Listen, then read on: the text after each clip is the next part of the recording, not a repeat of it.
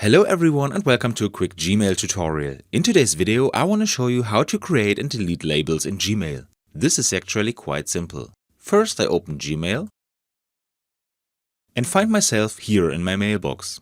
I have various options for creating labels. On the one hand I can already find my current labels on the bar on the left, and I can add a new label using the plus button.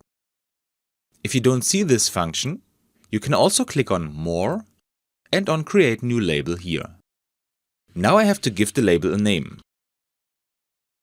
And I can also set whether it should be nested under a different label.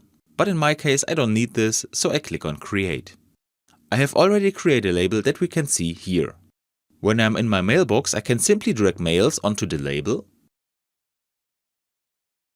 Or I select a mail and click on the small folder with the arrow. Here I can also select my new label.